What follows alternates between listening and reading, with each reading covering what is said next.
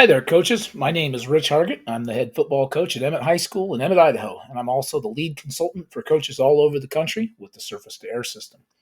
If you have any questions while you're watching this video, put them down in the comment section. I'll do the best I can to get back to you very, very soon. Before we get started, if you'd like and subscribe to this video, that would be great and would really help us out. Thank you very much. In this video, coaches, we're going to take a look at a few clips of outside zone. Now, you could get into the wide zone, outside zone debate. We really just talk about keeping zone as a family of plays. Okay. We believe that zone, inside and outside zone at the high school level, for us, is one collection of a family. Now, I should probably say this to you. We do not believe in majoring in outside zone. If you, as a program, believe in majoring in outside zone, you would probably be a little better at this, a little more technically sound, and have way more rules included in there. We just simply think it is a complementary play to our inside zone, and there's other things we want to do in terms of a physical downhill style of running the ball besides running outside zone. So our rules are very, very simple on outside zone. We are going to attack the outside peck of the next first level defender call side of us. It's a very simple rule. Once you have that rule, that's all our kids block. We don't talk about a ton of different aiming points and rules and footwork.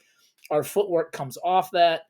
Our rules come off of that, but it's very low maintenance for us, and there's not a lot of moving parts because we keep it very consistent and very simple. So we're going to take a look at a few clips here. First clip, you can see here, we are in 21P. We have the fullback offset as a sniffer, and we're going to run a little stretch outside zone right there. Tailback does a good job. His aiming point is the outside leg of the play side tackle, and then he reads cutback or bounce. All right, now out of 21P and into what we call 05 or 14P. We've got 4 tight ends in the game. Sometimes we will have the tailback operate as a tight end, so we'll call it 05 if we're running the quarterback. In this case, it's 14P. It is 1 back, 4 tight ends. And this is very much outside zone. This is a pretty good clip of it. You can see all of our offensive linemen are going to step to the call. We have one guy is not following his assignment. You can look here. Our right guard back here on the backside should not have done that.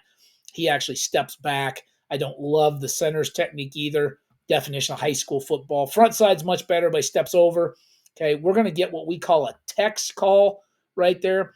We're going to down block with our tight end. You can see up top, our tight end's got a better angle, so he's going to come down, and our tackle's going to flip out 50. You can see him flip around, and it just becomes the same blocking scheme, and then lead all those tight ends up and through. Back does a good job stretching it, and then finds pay dirt up the hash. So that's a pretty good touchdown run for us right there. Now, we will RPO outside zone plays in the surface to air system. I think that's a great option. Watch how long the ride is right here. Gives you a little bit of time. Zip, little hitch out the back door. Just a cheap 6 yards coming off the backside of that. That's an option as well. I love to unbalance outside zone. Here we have the tight end, the split end, the flanker, and the fullback all overshifted into the boundary. And I think that's a huge conversation we could have in another video, is about the idea of attacking boundary versus field in high school football. It's a conversation that's almost completely lost in the NFL and is not much of a conversation either, even in the college ranks. But at the high school game, boundary matters. Look at this defense. This is a playoff. This is actually a quarterfinal 4A football team in Idaho. This is a pretty well-coached team, good football team. These are no slouches. But look at changing the surfaces, which is a big thing we do in surface to air system. Change the surface. We've been in spread. We've been in heavy. Now we're going to run toss outside zone from this unbalanced set. Look at the edge we get. All those linemen stretch over. Fullback saves us. Stretch and puncture the line of scrimmage. And there's a 10-yard run for a first down. This is, I think, just a play or two later. Now we're in 11P wing or Y off the ball. We're going to take it back up there again, stretch that thing, and we just literally outrun the edge of the defense and just run around it. That's a pretty good job. Now, this is another big 4A school. These last 2 teams actually are going to graduate up to 5A football in Idaho. Tells you how big they are. Now we've got a different type of unbalanced set. We've got the tight end, the split end, and the flanker over here. Now the fullback is serving as a wing back. So I've actually created an A, B, C, D, E, F, and G gap over here that the defense has to fit. And you can see they're not going to fit that toss very well. He just cuts back and walks in the end zone. Okay, let's watch that one more time. Just create a lot of extra gaps for the defense to account for, and it makes it very, very difficult on these outside zone plays. And we will toss them and we'll hand them off. We do it a couple different ways. That's a pretty good way to just grab an extra 6 points in a ball game right there, because it creates a lot of gaps that the defense has to account for. Now, same team. Now we're back into more of a traditional 21P set. Fullback is offset. You can see these guys are a big tight front, big mint front football team. If you go with the Georgia term, tight front's all the rage right now in football. They actually tight into a 3-3 stack. And something they're going to struggle with is that toss outside zone play. Just bend it around and get 5 yards. Again, we're not looking for kill shots here. We're not trying to be overly complicated. They are certainly taking away the interior run with their tight front. And so this gives us a great option on 3rd and 5. This is going to be a great play. Look at him just cut it back, stay active, keep moving. We get it down to, I think, 4th and 1. I think we call Q sneak on the next play, get a first down, and go down and score. Okay, so we're not trying to be overly complicated with this, but the outside zone gives you some options. Here's another, this is not unbalanced. Sorry. This is pro twins. So my tight end is down here at the bottom of the screen. My twins are up to the field side, into the wide side, but I still have the fullback offset with them. So now I've split the power pair for the defense. They have a tight end at the bottom, but a fullback up at the top.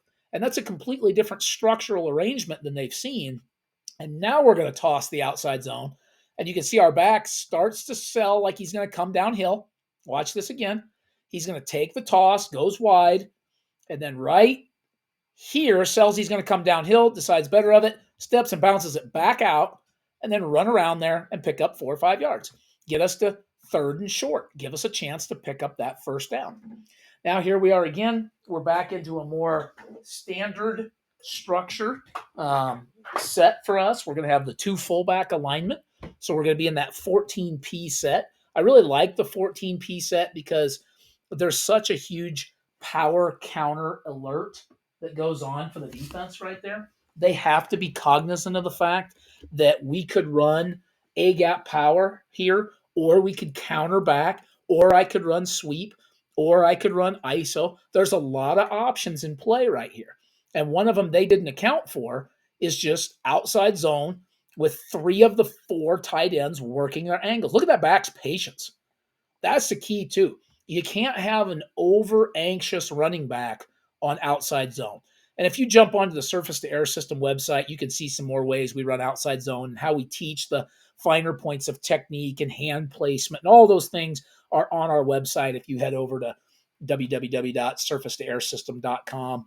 And obviously, if you're a member, you'd be able to get on our members-only webinars and things like that and ask a lot of interactive questions about how we actually teach this. Those are all things you could do. But just a simple look at this. Look at all these tight ends all working to the field. You just got everybody stretching up. Look at the back's patience. He's just dipping and dodging and finding his way and ends up picking 16 yards up right there. That's really good. That's how we led the state in rushing, even though we're one of the smallest schools in our classification, is just really good discipline and patience right there. Now, this next one is not a super sexy run. It's not a long run. I've got it in here because I want to show you this is a wet, muddy, nasty field. It's the week before the playoffs start. Both of these schools, my school and the opposition, were both already qualified for the playoffs. But you can see it's been pouring down rain. Kids' jerseys are all muddy. It's nasty.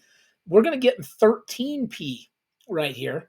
Again, we have different things we do with our receivers, but we actually consider this one 13P. So we've got a tight end, a wing, and a fullback all over here together. And then we're going to run outside zone to that structure. Just a little bit different way to do it. He forces the cutback. That's fine. Once you run out of space, don't be afraid to cut the ball back. In fact, we tell our back, once the perimeter's cut off from you, don't bounce it. Cut it back and get vertical immediately, right? There, wham, go vertical. And I know what you might say is you say, well, coach, that's not a great run. That's not a sexy 16, 20-yard run like you just showed us.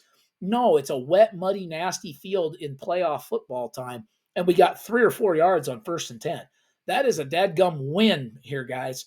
That is a great run right there in a late season muddy game when you need to move the chains and try to convert first downs and win a ball game.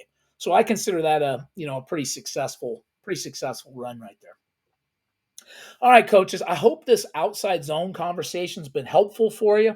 If you enjoyed this video, it'd be great if you'd hit that like button and also subscribe to the Surface to Air System channel. If you have questions, put them in the comment section and we'll answer them as soon as we can. You can reach me on Twitter at Coach Hargitt, or you can reach our Surface to Air System account at S2A System. You can also find out more about our website at www.surfacetoairsystem.com. Also, make sure you head over to our website and check out all the things we are offering on there, including our clinic dates, books, videos, and all sorts of other things. And of course, hit us up if you have questions about membership in the Surface to Air system. Thanks a lot, coaches, and we will see you in the next video.